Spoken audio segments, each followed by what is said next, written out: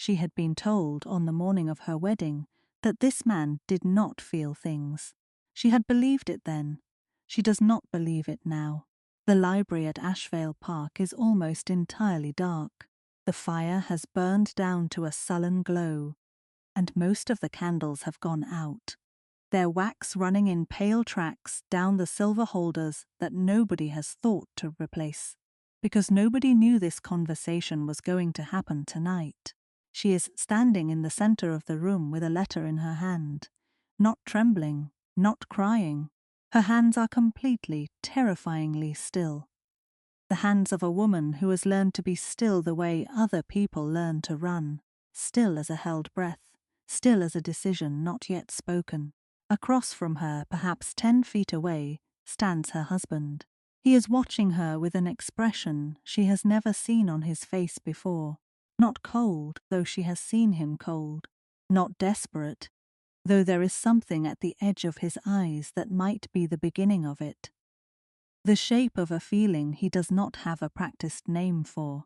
He is watching her the way a man watches something he cannot control, and has only just realized he cannot control it. In her hand is a letter he wrote 9 months ago. She has just read every word of it. She knows why he married her, not the story he told the solicitor and Lord Fairfax and the quiet machinery of a duke's household arrangements. The real reason, the one he wrote down in ink in the dark of this same library, addressed to no one, and locked away with everything else he has never been able to say aloud. And she is choosing in this moment what to do with that. She is not frightened. That, perhaps, is the most frightening thing about her. You do not know yet who she was before this room. You do not know where she came from, or how a woman with nothing ends up standing in a ducal library holding a duke's most private secret with that quality of absolute quiet power. We will get there, I promise you. But before we go any further, if you are new to Whispered Thrones, this is what we do here. We sit with women who were told they had no power. We watch them discover they were wrong. If that is the kind of story that finds something in you, the subscribe button is just below this video, and it would mean the world to have you stay. Now, let me take you back to where this began. The room Leonora Ashby woke in every morning was cold. Not dramatically cold, just the persistent, low-grade cold of a room with no fireplace and a window that did not quite seal at the left corner, where a thin thread of air worked its way through regardless of season. She had put a folded cloth against it in October. It helped a little. She had told no one she had done this, because there was no one to tell who would have cared. She was 24 years old. She was the daughter of a clergyman who had died 8 months ago with more kindness than money, leaving behind a rectory consumed by debt and Leonora, who was consumed by neither, because Leonora had learned very early that consumption is a choice and she had declined it. She had found the position with Lady Fairfax through a connection of a woman who had once been in her mother's sewing circle.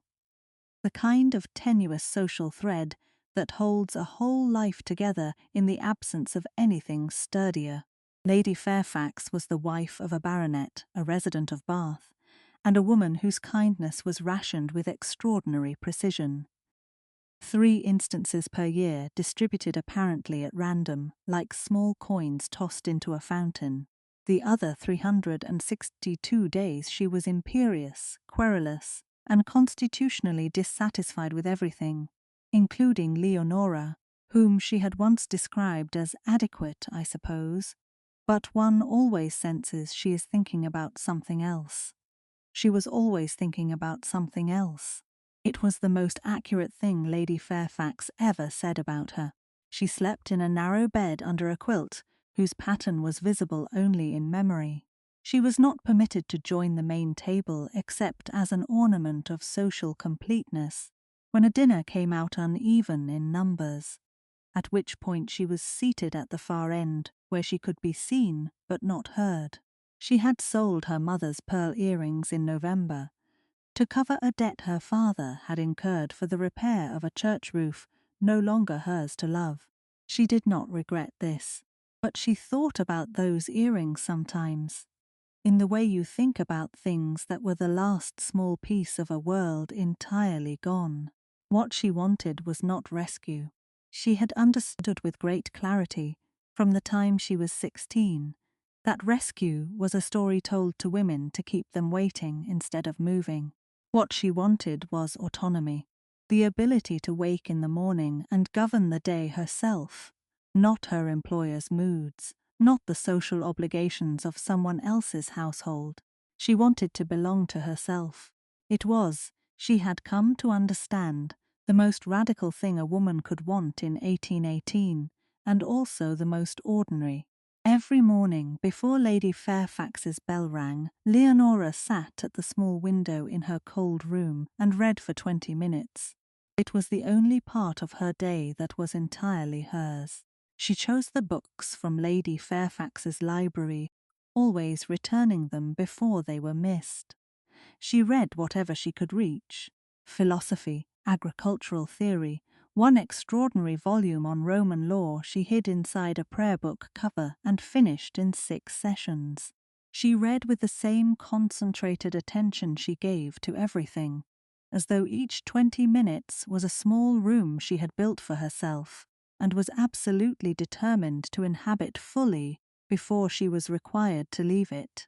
This is the woman who walked into Lord Fairfax's drawing-room in Bath on a December evening with Lady Fairfax's coat, Lady Fairfax's agenda, and her own entirely invisible interior life. Now, the man himself.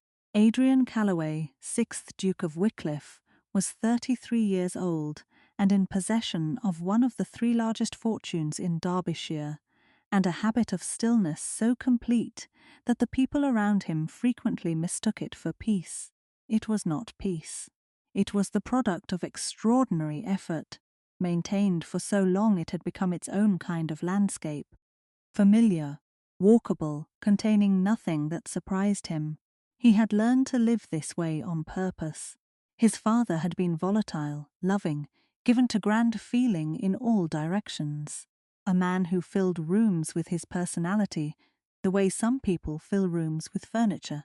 He had loved his wife with a ferocity that, in the stories Adrian heard later, sounded like weather, and when she died of a fever, her husband had refused to take seriously, because he genuinely could not conceive of a world without her in it.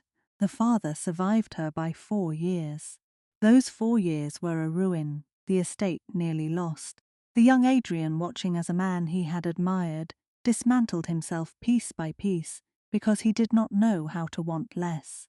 By 17, Adrian had already decided, with the cold precision of someone who has watched the disaster and taken very careful notes, that he would not repeat it. He would be useful, he would be competent, he would run the estate his father had nearly destroyed, and make himself necessary to the 400 people whose livelihoods depended on him. And this would be sufficient. For 16 years it was, if you did not count the fact that he was, in a way he could not have named if pressed, deeply alone. The way a locked room is alone. The way a thing that holds its shape very precisely is alone, because the holding takes everything. He wrote in secret, journals, unsent letters, fragments of thought he had never shown a living soul. He kept them in a dispatch box in the library at Ashvale, locked with a key on his watch chain. In those pages he was entirely different, questioning, feeling, occasionally almost gentle with himself in a way he could not manage in the actual hours of his actual days. He would have considered their discovery a greater exposure than anything physical. The journals were the truest version of him, and the truest version of him was the one he could not afford to show. He was at the Fairfax dinner in December, because Bath was where one went in December. He spoke to the 3 families with daughters, who had positioned themselves around the table with military precision, and was moved by none of them. There was a quality to his presence at that dinner that was very like a door settled permanently into its frame. You can see where a door is. You cannot always see that it is locked. There was a woman at the far end of the table he had barely noticed, and then quite suddenly could not stop noticing, and he did not yet know what to do with that particular discovery. He had spent 16 years building a life that contained no such discoveries. He was not sure, in the carriage home, whether he was troubled by the fact of her or by the fact that he was still thinking about her at all. So he did what he always did with things that disturbed his equilibrium. He set his wine-glass down. He continued the evening. He went home and wrote about it in the dark. The drawing-room had rearranged itself after dinner into the familiar geometry of a social evening, the young women near the pianoforte, the mothers on sofas in strategic positions, the gentlemen near the fire. Leonora was not part of any of it. She moved through the room looking for Lady Fairfax's missing evening bag. The efficiency of someone who has learned to take up as little space as possible, not quite invisible, but close enough. She found the bag between the cushions of a velvet settee. She straightened, she turned, and found herself approximately 4 feet from the Duke of Wycliffe. He stood near the window with a glass of wine he had not touched. For a moment they simply looked at each other. Leonora's was accustomed to being looked through in rooms like this. What she got instead was something entirely different. Mild, genuine curiosity. Not the assessment of a man cataloguing available women. The look of a person who has encountered something they cannot immediately categorize and finds this interesting rather than troubling. She did not know what to do with it.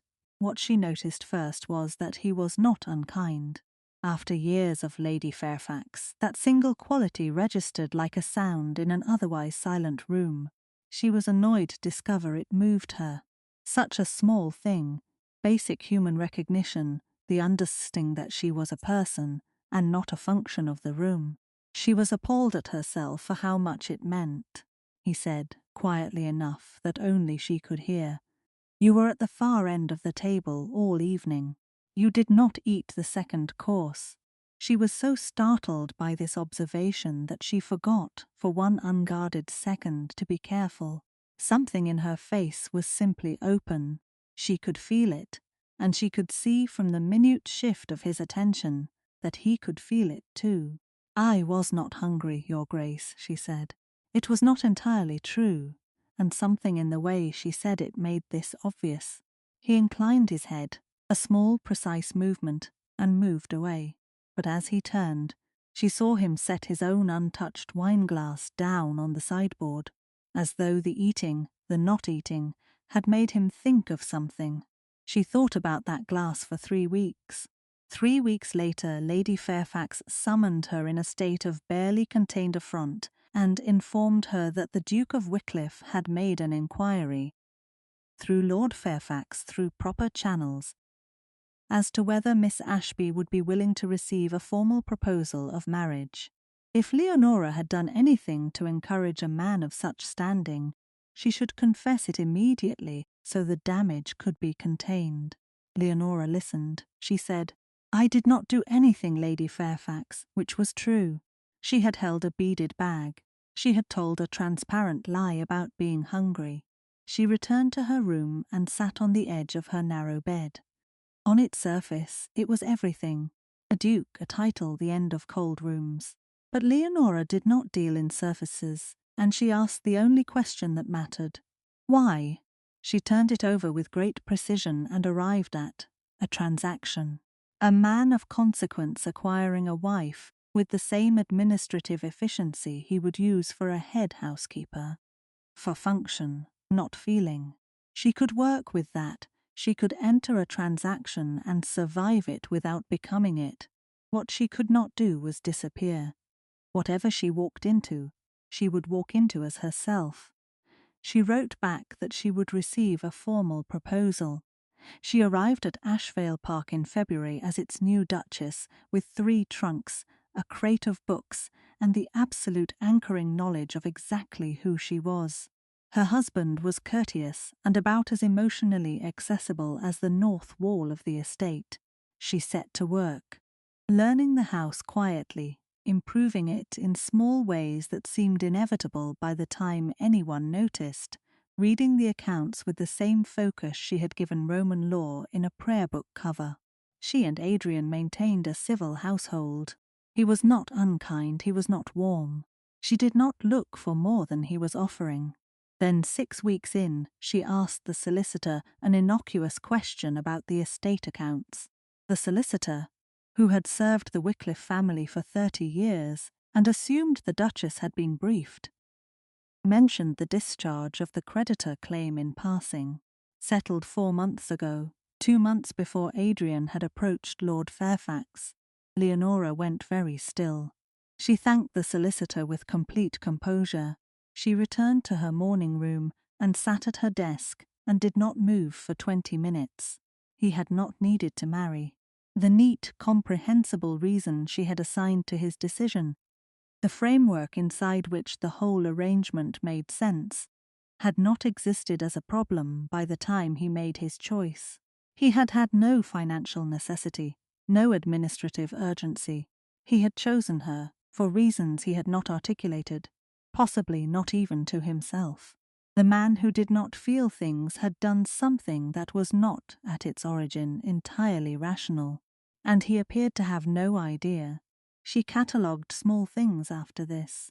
The way he paused a second too long in a doorway when he saw her reading. The way he remembered she did not take cream in her tea, small things. She was careful not to make them into more than they were. The house party in late November brought 12 guests, and a dinner Leonora had arranged with quiet efficiency. The good plate, in storage since Adrian's father's time, was polished and brought out, because a table this size deserved its good plate, and because small acts of beauty matter in a house that has forgotten them. Among the guests was the Countess of Morland, an old friend of Adrian's, who had once believed that friendship might become something more. At dinner she turned to Leonora across 12 place settings, with a smile calibrated to a fraction of a degree. "You must find it all terribly overwhelming, miss. Forgive me, your grace." Such a change from Bath. The pause before your grace lasted half a second. Everyone heard the shape of what it was saying. Leonora set her wineglass down with a hand that did not shake. "Not at all, Lady Morland. I was always very comfortable managing things considerably more difficult than a dinner table." The Countess laughed. The involuntary kind. She did not try again. Then Edmund Calloway arrived. Adrian's cousin had been waiting 12 years for the Duke to die without an heir. He appeared at Ashvale unannounced and suggested, with the air of familial duty, that Leonora's questions about the estate accounts might warrant examination. He spoke of considerable liquid reserves. He implied a coincidence between her inquiry and the creditor settlement. He never made an accusation. He was kind man who understood that a concern is harder to disprove than an accusation, because an accusation has edges and a concern has none. Adrian listened. His face did not change. He thanked his cousin. He said nothing to Leonora, and then he withdrew. Not dramatically, nothing so clear as anger. He cancelled their morning walk. He sent notes through the butler. 3 months of small proximity, morning coffee, evening meals, conversations with something real in them, contracted to nothing. She became correspondents. She understood exactly what was happening. Edmund had touched the one thing Adrian could not examine, the fear that she had positioned herself as coldly as he had positioned her. He was retreating to the only response he had ever built for things that threatened his equilibrium. Distance, the locked door. She understood it. She even, in some unhelpful part of herself, forgave it. And then she sat at her window one morning and found she could not read a word of her book. She thought about what it would cost her to simply become what he had arranged for. She thought about it for 5 minutes with complete honesty. Then she closed the book and set it down. She was not going to disappear, not for him. Not for anyone. She was going to need the library. Before you hear what happened next, I want to pause here just a moment, because I think part of you is afraid she is going to find less than she is hoping for, that the man will turn out to be exactly what he appears, contained, controlled, and at his core, empty. Sit with that fear for a moment, because she is sitting with it too, and what she is about to find is going to ask more of her than anything in this story has yet required. She went to the library for a household inventory ledger. This is important, because later she would need to know she had not been searching for it. She found the ledger on the lower shelf to the left of the hearth. She also found that a small key she had discovered weeks ago in the back of a desk drawer, assumed to open a wine cellar, fit the lock dispatch box on the shelf beside it. She had tried it without thinking, the way you try keys near locks, an automatic gesture, not an investigation. The box opened. She sat with it closed on her lap for a moment. She had not gone looking for this. She was holding the private interior of a man who would consider its discovery more intimate than anything physical. She thought about what kind of person she was going to be based on what she did next. She opened it. The journals went back years. She turned the pages with deliberate restraint, looking for context rather than confession, until she reached the most recent letters. 3 of them, the first addressed to his father, the second to whoever she turns out to be, and the third, written in the same dark ink, but with something looser at the edges, less composed, as though it had been written quickly, addressed to Leonora. Dated 1 week after the Bath dinner, it said, "I do not know why I cannot stop thinking about a woman who told me she was not hungry and did not lie well enough to be believed. I do not know why this feels like information I should have had years ago." She read it twice. Then she sat down on the library floor, the Duchess of Wycliffe, on the cold floor of her own library, because her legs had made a decision without consulting her. She sat with the box in her lap and the letter in her hand while the fire burned lower and the candles guttered one by one around her until the room was almost completely dark. And she was still sitting there, perfectly still, in the way she had always been still when the thing happening was too large to respond to immediately. He had known, not with analytical clarity. He had known the way people know things they cannot quite let themselves know. Sideways, obliquely, in the dark of a private room where no one could witness him understanding himself. He had chosen her, not a wife-shaped abstraction, and then built a careful fiction of necessity around that choice, so he would never have to examine what it actually was. She read the letter to his father. It was the grief she had not expected and was not prepared for. He wrote about watching a man he admired become incapable of function, because love for that man was total, because his father had given every piece of himself, and had nothing left when she died that could manage without her. He wrote about the estate and the tenants and how the work had been, for 16 years, sufficient. And then, at the end, 2 sentences she read 4 times. "I am beginning to think I was wrong. I am beginning to think what I took for safety was a different kind of ruin, only slower." She sat there until the fire was gone and the last candle guttered. She thought about what she was going to do with this. She could use it as leverage, not maliciously, but as security, the way people who have spent their lives without it learn to use leverage when it comes to hand. He had given her, without knowing it, the entirety of his interior life. Or she could do the thing that was far more frightening. She could tell him the truth. She sent word to his study that she would like to speak with him. She set the letter on the table between them and arranged her hands at her sides and waited. He arrived. He stood in the doorway, and in the near dark he saw the box with its lid raised and the letter on the table, and he went very, very still. "Pause here with me, because this is the moment everything has been building toward." For him, It is the thing he spent 16 years making sure would never happen. For her, it is the most dangerous thing she has ever done. She is standing with no cards left, and that has always been what terrified her most. But she is not terrified. Look at her face. She spoke. She said, "I am going to say something, and I ask you to let me finish before you speak." He stood in the doorway. He did not move. She said, "You arranged a marriage with all the warmth of a land transaction. You told me without words that you wanted a household and an heir and the absence of inconvenience. I accepted that. I told myself I could live inside those terms and remain myself, and I have largely managed it. But I found the box, Adrian.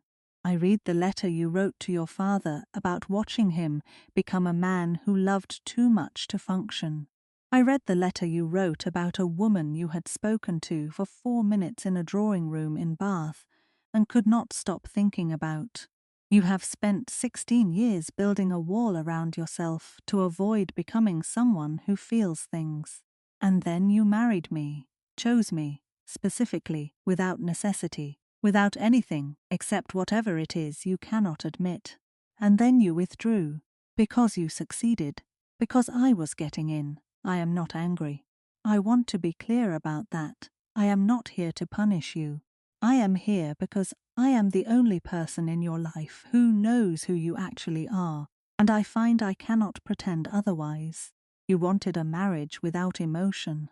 That is not what you have, and if you cannot live with what you actually have, if you need me to become smaller so that you can feel safe, then I will leave. Quietly, and without ruin to either of us, I will leave. But if you are capable, even slightly, of choosing the thing you actually chose when you chose me, then I am standing right here. I am standing right here. She stopped. The room was almost completely dark. The fire was gone. One candle behind her gave the faintest light. She could hear him breathing, which was the only way she knew he had not moved. Not an inch. The entire time she was speaking. She set the letter on the table. She put her hands at her sides and she waited, face entirely open, no careful arrangement, nothing between her and whatever he was going to decide to be.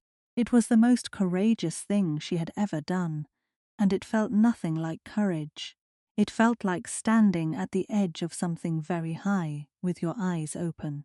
He stood in the doorway for a very long time, and then he crossed the room, not quickly, with the careful, deliberate step of someone who has made a decision of enormous weight, and intends to honor it by not being rushed out of it.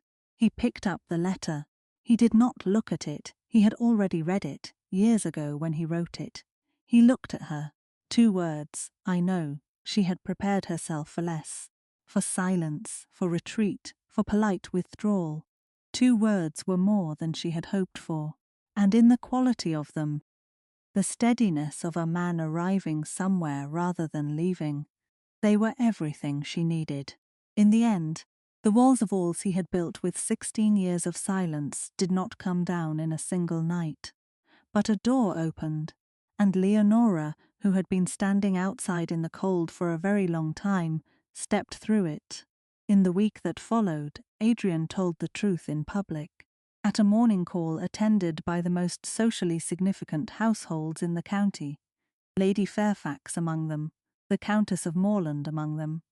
He said, in the middle of a conversation, in response to something Leonora had said, "My wife is the most perceptive person I have ever met." He did not perform it. He said it quietly, as though it were simply the accurate thing and accuracy required saying it. The room went briefly silent. The Countess found she had nothing to add. Edmund Calloway received a letter making clear his suggestion was factually unsupported and personally unwelcome. He did not return to Ashvale. Leonora gained the running of the estate in a permanent, documented sense.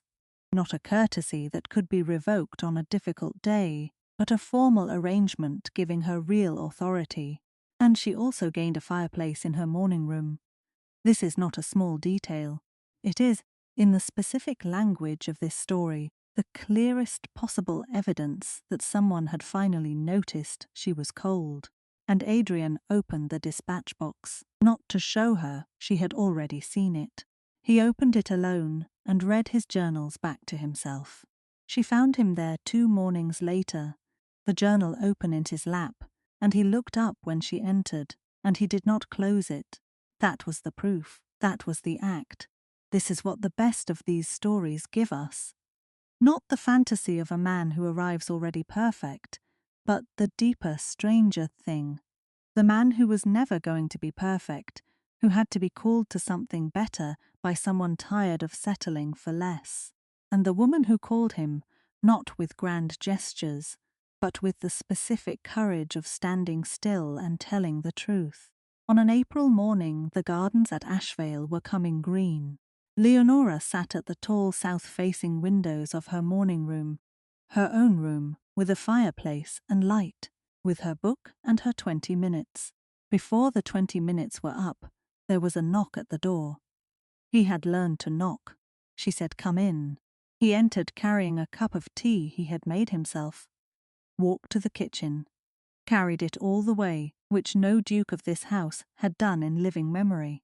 He set it beside her. He sat in the chair nearest hers and opened his own book. She went back to reading. He read beside her. Neither of them said a word. If you have stayed all the way to this quiet room, the subscribe button is just below, and it would mean a great deal to have you here next week. And if you choose not to, well, you owe me a cup of tea, carried all the way from the kitchen. Sleep well tonight. She earned her window, and so, I think, have you.